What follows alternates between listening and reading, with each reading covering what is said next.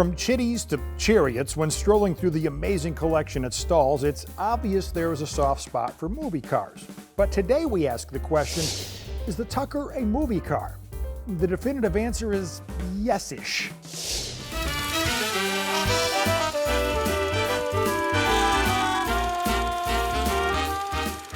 A world of wonder, where fantastical music machines provide the soundtrack for a tantalizing stroll through history. Vintage automobiles and memorabilia stimulate the senses around every chromed curve and corner. This is Inside Stahls.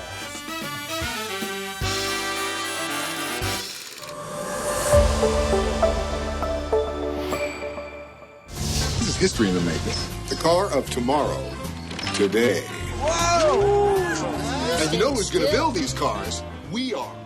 The 1988 movie Tucker, The Man and His Dream, starring Jeff Bridges and directed by Francis Ford Coppola, told the story of automotive entrepreneur Preston Tucker and his desire to build the car of tomorrow.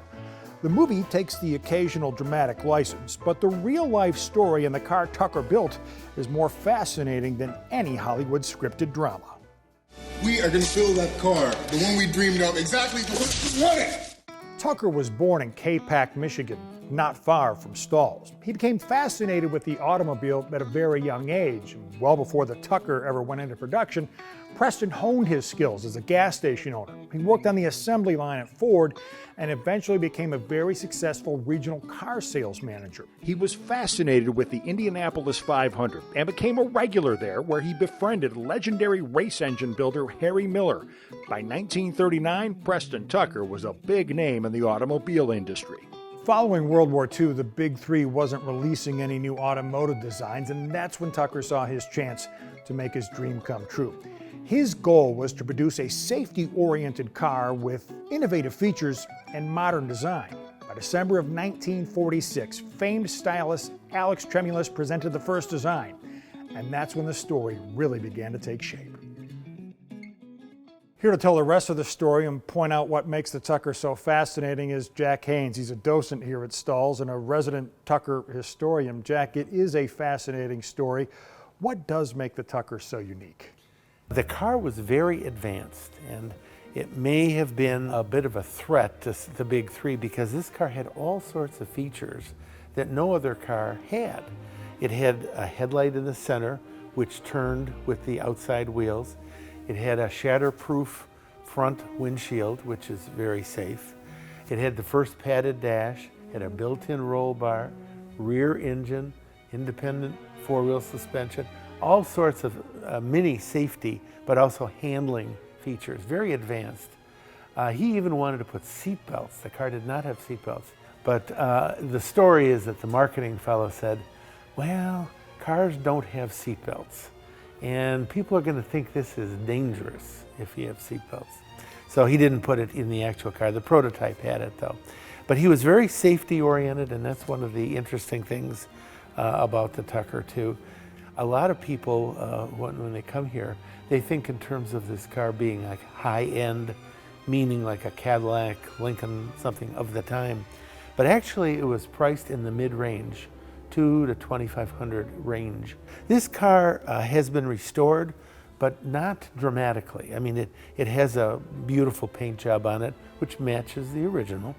But there are a couple things internally were done, upholstery and that.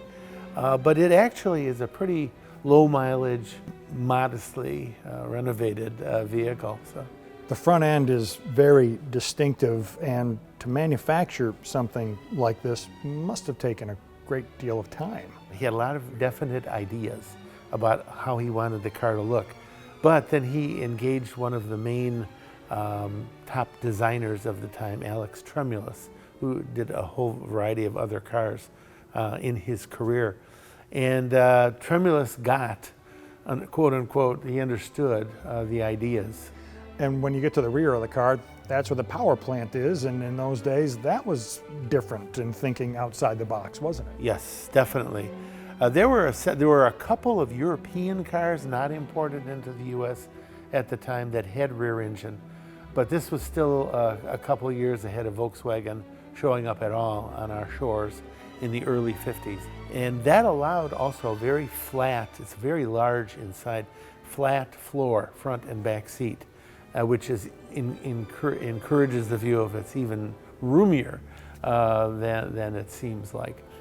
The prototype had a huge 589 cubic inch motor that he designed and all that. Problem was it was heavy and its rear engine. It just took up a lot of space. So he got this idea, well, if a helicopter engine is anything, it's going to be reliable. And they are very reliable engines. And the car, it's not loud, but it's somewhat hot roddy, kind of burbly, rumbly. It's very cool. I was surprised the first time I heard it. Didn't expect that. And I was surprised to find out that each cylinder has its own exhaust port. That too, of course, absolutely, it does. Yeah, 6 cylinders, 6 exhausts, 3 and 3. And again, it's interesting to see them in the back of the car, though, 6 of them lined up. This is model 1015. What's unique particularly about this car? What's the story behind it? As best we can understand, the car was made around April or so of 1948. All the Tuckers were made in 1948. It was made about a third of the way through what ended up being the production run. In many ways, the cars were handmade because it didn't really get going yet, and they had problems and eventually had to shut down. So it seems from the records like it was used as a demonstrator. And then it went through, I think, 1 or 2 owners, then it ended up in a museum, and then Mr. Stahl purchased the vehicle in 2008. And of course, very rare, only 51 were built and Yes. 47 still exist today. Why the number 47? My theory is that one of the reasons so many, 47 out of 51, instead of what you would expect, 10, 12, whatever, is that it was recognized as a good car, and it had generated a lot of publicity also. All the tribulations the company went through in its short life. So I think that that's one of the reasons so many exist today rather than just a handful. People recognized it was a good car and protected it if they had one. And fortunately, we have this beauty here. You don't understand how powerful the forces are that are working against us here. Ever since you road tested the new car, 40G men have been following you around the clock. What for? You made the car too good. The movie kind of depicts that the big three had it out for Tucker. Do you think that was accurate? It seems like there were some things going on that were not necessarily helpful and maybe even destructive to the company. Legislators in Washington were, of course, very friendly to the big three, as understandable and as they should be. But this, I think, was viewed as a threat. And one of the things to remember is when he was sued by the government for fraud and all kinds of aspects of fraud, 0 of those were supported. In other words, he was cleared on every one of those, which tells you something. But it was post-World War II, just after World War II. And there wasn't money, that was readily available. So he was tightly but thinly capitalized. And when he had to pay the attorneys, we understand, as they must be paid, it just was too much. And there was no other source of outside capital, and I think this fell apart. What do you think would have become of the Tucker? Because this car was so advanced in some of the ways we talked about, and it was, a very interesting looking car. Most people find it a beautiful car. So if he had been able to handle the financial hit of that, it's speculative what would have happened, but I think he would have made a go of it. He was referred to as the world's greatest salesman. Do you think he ever intended to mass produce the Tucker? Oh, I think so. I think so.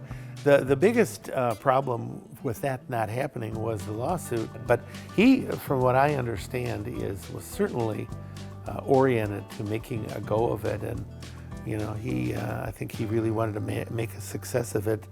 It came down to a financial issue. All of the cars in the Stahls collection have a story to tell. Some have more layers than others. The Tucker story runs deeper than this Andante green paint job. As for Preston Tucker himself, 6 years after being acquitted on all government charges, he was diagnosed with lung cancer. He eventually passed away due to complications from pneumonia. He was only 53.